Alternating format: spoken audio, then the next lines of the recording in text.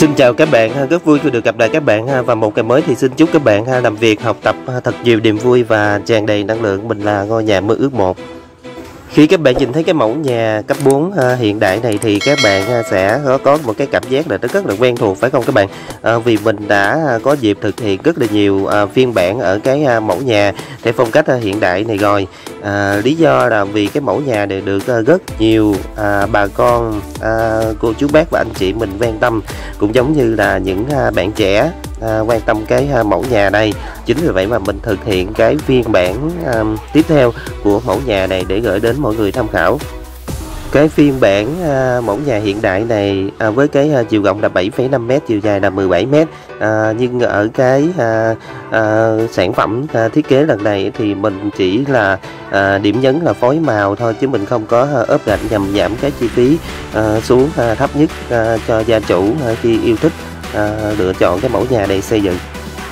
Cái mẫu nhà này mình thấy cái màu nhấn đó chính là màu tím qua đầu biết, còn cái màu nền đó chính là cái màu trắng. Vì cái màu sắc này nó tạo nên một cái hiệu ứng rất là đẹp và cũng được rất là nhiều người quan tâm về cái màu sắc này. Chính vì vậy mà mình tiến hành mình phối cái màu tím qua đầu biết cho cái phiên bản lần này. Sau đây mình cũng chia sẻ một phần là với cái mẫu nhà hiện đại này thì mình sẽ xây dựng với cái chiều rộng của mặt tiền khoảng từ 6m trở lên là nó là đẹp nhất nha các bạn. Còn nếu như chiều rộng mặt tiền của mình nó từ 6m trở xuống thì mình thực hiện cái mẫu nhà này nó không được ưng ý lắm, nó không được rộng thoáng như là mình mong muốn nha các bạn. Vì mẫu nhà này mình thực hiện cái phiên bản là 6,5m, 7m và 7,5m. Vì sao cái mẫu nhà này lại được rất là nhiều những bạn trẻ yêu thích lựa chọn xây dựng các bạn? Vì nó mang một cái hơi hướng rất là hiện đại, được đặt để rất là nhiều những cái công năng ở bên trong, và từng cái công năng một nó đều đặt để riêng và nó đều có phát huy hết cái vai trò sử dụng của nó. Chính vì vậy mà được nhiều người yêu thích. Bên cạnh đó, mẫu nhà cấp 4 này nó ẩn chứa bên trong đó nhiều yếu tố nghệ thuật ở cái phần cấp mái các bạn. Tổng cộng là 3 cái cấp mái và nó tương ứng với là 3 cái chiều cao khác nhau, và nó liên thông cái không gian lẫn nhau, giúp cho cái phần nội thất bên trong cái ngôi nhà cấp 4 này nó được rộng thoáng hơn. Có thể nói đây đó chính là một cái mẫu nhà cấp 4 mà mình cũng cảm thấy rất là tự hào, vì mình đã tư vấn cho rất là nhiều gia chủ thực hiện thành công, xây dựng rất là đẹp cái mẫu nhà này. Chính vì vậy mà mình cũng cảm thấy rất là vui, và cũng là một cái động lực để giúp mình chia sẻ tiếp những cái phiên bản tiếp theo của cái mẫu nhà cấp 4 hiện đại này. Mẫu nhà đều được thiết kế đầy đủ công năng các bạn. Cái phần sảnh đệm là rộng 1,5m ở phía bên tay trái, còn cái phần mặt lồi nằm phía bên tay phải được thiết kế là 3 phòng ngủ, 1 phòng thờ, 1 phòng khách, nhà bếp và phòng ăn, và một cái nhà vệ sinh đặt ở phía sau. Việc lưu thông gió và ánh sáng ở cái mẫu nhà cấp 4 này nó rất là tốt các bạn, đến từ cái phần các khoảng sân trước, khoảng sân sau và cái phần các khoảng hở phía bên trái và phía bên phải. Trong cái trường hợp mẫu sản phẩm này mình thiết kế là mái bằng, nhưng nếu như trong trường hợp mà cái kinh phí của mình hạn hẹp thì mình cũng có thể là chuyển xuống phương án là lợp tôn một mái nha các bạn, nhưng riêng cái phần sảnh và cái phần mặt lồi mặt lõm thì mình sẽ đúc bê tông. Với cái quan điểm của mình, bất kỳ một cái mẫu nhà nào đó nó chỉ cần đạt hai cái tiêu chí ở cái mặt tiền, đó chính là chỉ cần có cái điểm nhấn và tổng thể của nó là dễ thương là được các bạn. Không cần phải quá nhiều những cái chi tiết trang trí cầu kỳ phức tạp, chỉ cần thỏa mãn hai cái yếu tố nêu trên là mình đã thấy là nó rất là thỏa mãn cho một cái ngôi nhà đẹp và dễ thương. Để tạo nên một cái điểm nhấn ở cái mặt tiền thì mình sẽ thiết kế một cái bồn hoa rộng là 5 tấc ở phần mặt lồi, giúp tạo nên một cái bảng xanh và giúp cho cái mặt tiền của cái nhà này nó trở nên sinh động hơn. Về cái chiều cao nền của cái nhà này được thiết kế là 750 các bạn, thiết kế là 5 bậc 5 cấp, giúp cho cái ngôi nhà cấp 4 này nó trở nên cao ráo thông thoáng hơn.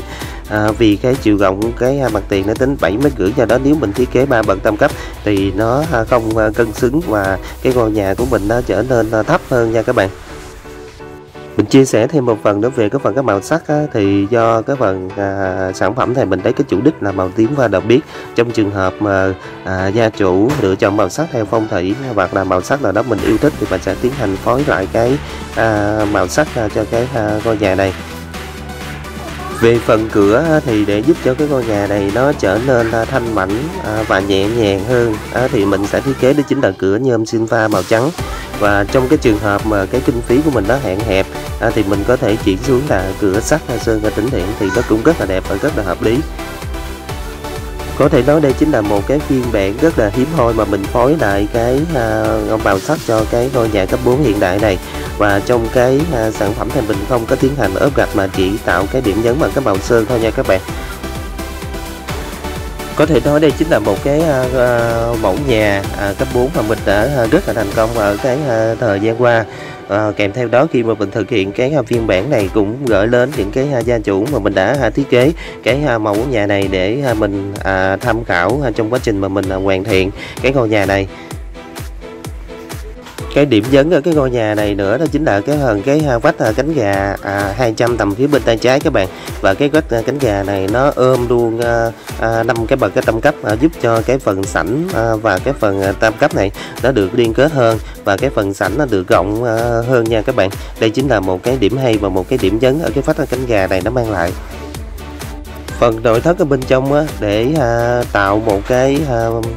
vách ngăn phong thủy giữa cái phòng khách và cái khu vực bếp và cái phòng ăn thì sẽ được thiết kế một cái vách hở ngăn phong thủy các bạn. Cái vách này mình có thể là đúc bê tông hoặc là mình có thể cắt bằng CNC nha các bạn. Trong cái trường hợp mà mình sẽ đúc những cái lam dọc bằng bê tông thì nó sẽ là tiết kiệm nhất. Mình cũng gửi cái ý này đến gia chủ để giúp cho mọi người trong quá trình mà mình hoàn thiện cái ngôi nhà này được tốt hơn, nhưng mà cái chi phí nó là thấp nhất. Trong cái trường hợp mà nếu như mà mình chi phí cao thì mình có thể ốp gạch cao lên 1m8 hoặc là 2m1. Nhưng nếu mà cái kinh phí của mình hạn hẹp thì phần nội thất ở bên trong thì mình chỉ chạy cái len tường thôi, mình không có ốp gạch. Cái ý này mình chia sẻ giúp cho gia chủ hoàn thiện cái ngôi nhà mình nó đẹp hơn, nhưng mà nó tiết kiệm cái chi phí tối thiểu có thể. Về cái trần của cái mẫu nhà cấp 4 này thì mình khuyên mọi người nên đóng trần thạch cao để cho nó tăng cái độ thẩm mỹ, độ cứng cáp và độ hoàn chỉnh nó được cao hơn, giúp cho cái ngôi nhà mình nó có giá trị hơn là so với mình đóng trần khung xương nổi. Trong trường hợp mà cái kinh phí của mình hạn hẹp thì tại những cái vị trí mà quan trọng thì mình sẽ đóng trần thạch cao, như là phòng thờ, phòng khách, phòng ăn thì mình đóng trần thạch cao, còn lại 3 cái phòng ngủ thì mình sẽ đóng trần khung xương nổi. Và mình sẽ sớm thực hiện một cái video phân tích ưu nhược điểm giữa trần thạch cao và trần khung xương nổi để gửi đến mọi người tham khảo trong một cái thời gian sớm nhất.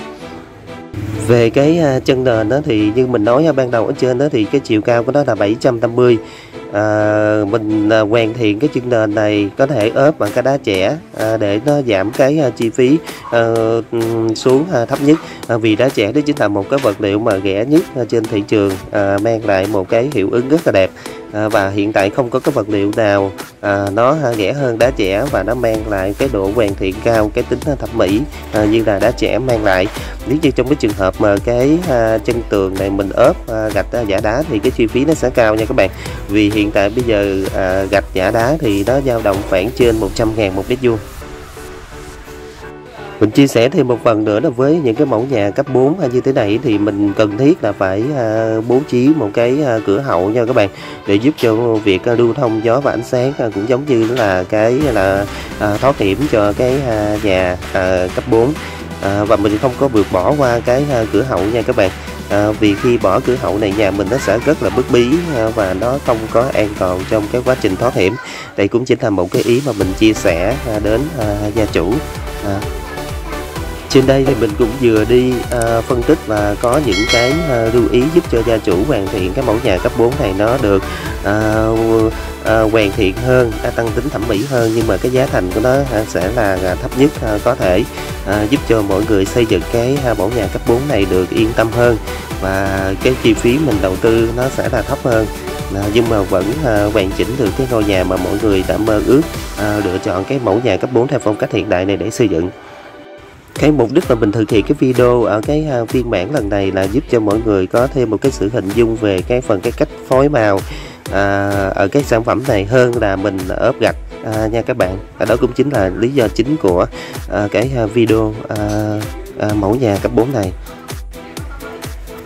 Hy vọng thông qua cái video mà mình chia sẻ thêm một cái phiên bản nữa của mẫu nhà cấp 4 theo phong cách hiện đại rất là trẻ trung, gửi đến mọi người tham khảo lựa chọn trước khi xây dựng cho mình một ngôi nhà như mơ ước.